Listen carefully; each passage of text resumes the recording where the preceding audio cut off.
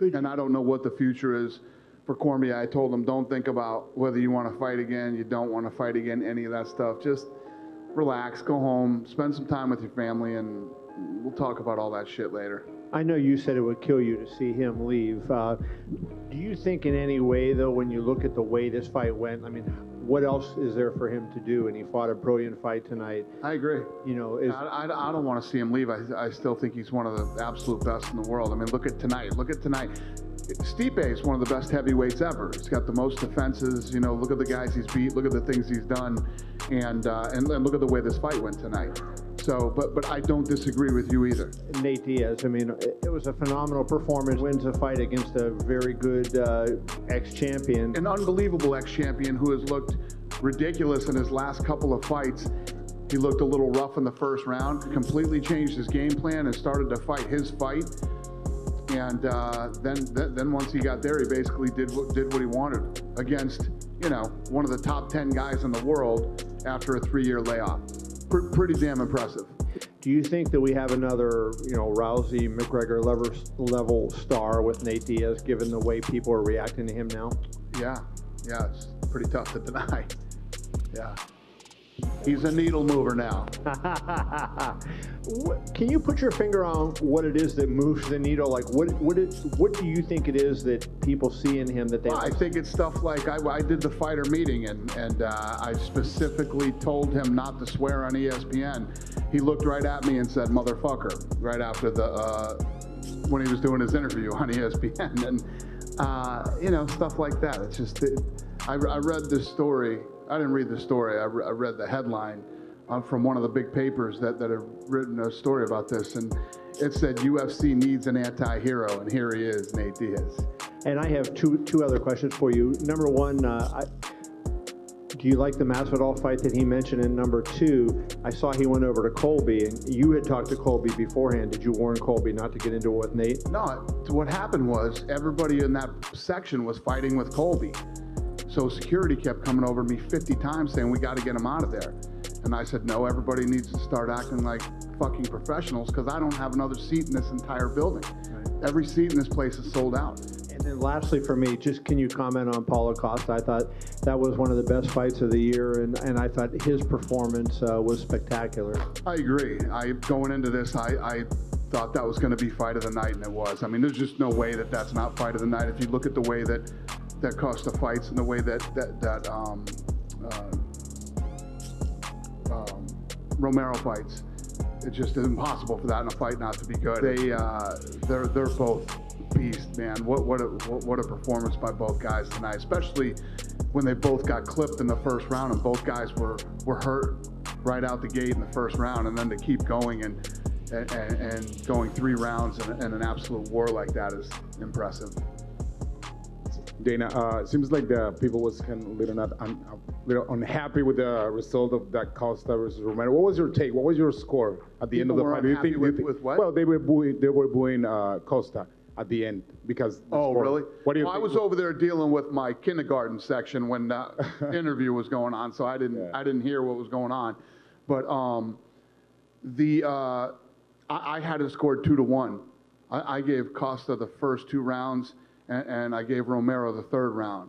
And then some of the fighters that I talked to that were there tonight had Romero winning 2 rounds and Costa winning 1 round. I think that that's one of those fights that either way it went, I don't think you'd be like, oh my God, this is an absolute robbery. Congrats on the win. I'm down here too, right? Thank you very much. No problem. So the first time back in the octagon in 3 years, almost a day actually. What did it feel like in there? Was it different? What was kind of going through your mind? It felt like just when I left off, and there wasn't that much attention except for just getting the job done. Was the game plan always to try to get him in the clinch up against the cage? No, I planned on kicking him in his face. I didn't even work into that clinch stuff. It just was like, I was insane. You would say after the fight was calling out Jorge Masvidal. Why did you do that? Just because you got to recognize who's the best in this game, and it's not what they're saying it is. It's who I'm saying it is. the guys who've been in here for forever and now are still on the top of the game. Like Pettis just knocked out Thompson, who was just fighting for the 170 title a whole bunch of times, and then he fights Pettis. Pettis just knocks his ass out real quick. Who's the real badass dude in the 170 division, and then they were trying to pump up a dude, and then Masvidal goes in there and knocks his ass out after he'd been in here since I started fighting in 2004, I think. And then I think he's either been there right then or a little longer, and he just did that. So, and I just did that. So that's the best fighter to me, best martial artist who's still on top of the game. And it seems like Masvidal's interested in this fight. When ideally would you like to compete again? If everything works out right how it's supposed to work out, then I'll fight next month.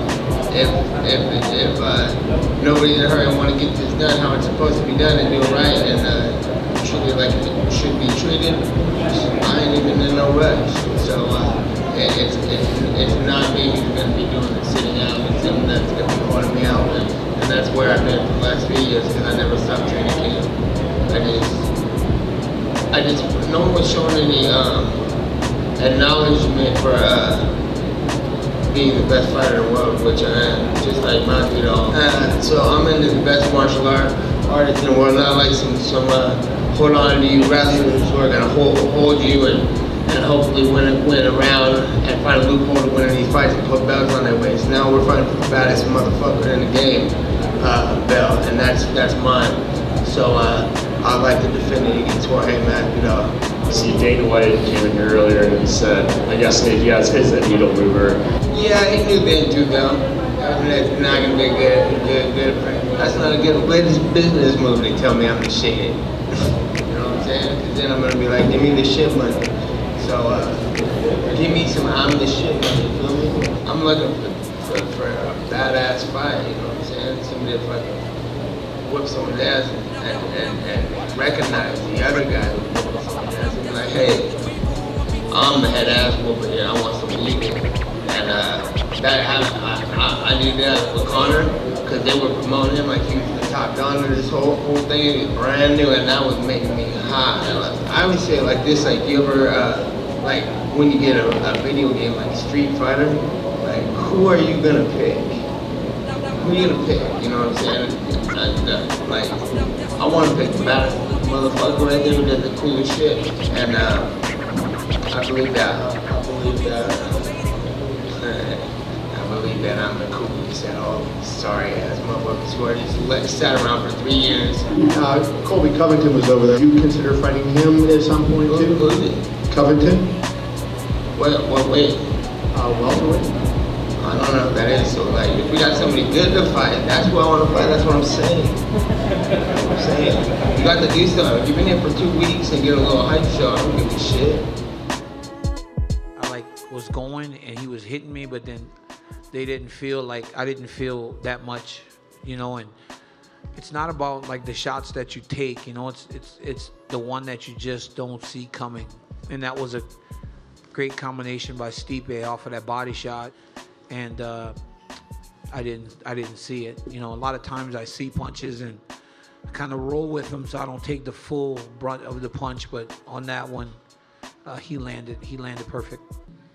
You went to the body shots. Did the corner tell you that, or was that something instinctively that you saw? Yeah, it's something I saw. I actually talked to my coach earlier in the week about it, and I was like, I remember him always lifting his arms up when he throws punches or blocks punches, and I was like, you know what, no one really tests his body. I'm going to start going. And I remember when Anderson Silva fight at UFC 200, he caught him with a body shot to the kick. I'm like, you know what, maybe it's a little weaker than I thought, you know, so, and I hit him with a couple of them, and I saw him wins. Just losing is just terrible for me. You know, I'm a competitive guy, and just losing any type of fight is just terrible. But you know, being finished is just, to me, is just insane. You know, so I don't know. I mean, I never really thought about them in comparison to each other. You know, but you know, that's twice I've been stopped. That's not good. You know, so I'm smart enough to understand that. Maybe you're getting hit a lot. He hit you with a lot of big shots. What was going through your mind at those points? Stop fighting like a bitch. I mean, I was fighting like a bitch. It really was. And You know, I didn't take nothing from DC, man. Dude's tough. You know, he fought the best world. He's beat the best in the world, and you know, just finally, you know, it took me a little time to get like my mojo, and I just couldn't feel it. I just couldn't feed it. And my one coach told me, man, when you walked in that 4th round, I knew it was gonna be over. He's like, I just see in your face the way your swagger, your hips are moving. He's gonna do it. It was gonna be good. You had success in the first round with wrestling. Yeah. Nice slam, and you were in top control. That was the strategy. You know, that's probably the biggest letdown is how I let my coaches down. They were begging me to wrestle. And that's probably the most disappointing thing, is that I didn't do what I was trained to do. And I feel like I let my coaches down, let them down. I think when you start finding success and landing things, you just kind of fall in love with it. You know, I feel it feels like the Gustafsson fight all over again when I wrestled a lot in the first round, and then for the last 4 rounds I just didn't, and they were begging me to do it then. But tonight I actually paid the ultimate price for not listening. Yeah, thank you. Dana, right here. And then you asked me, I didn't answer your question about Diaz versus Masvidal. I mean, who wouldn't want to see that fight? I think everybody would want to see that fight. CBA, never say, I've been on my grind for 7 days. Need a race, swear to God I'll never be the same. TBH, TBH, yeah.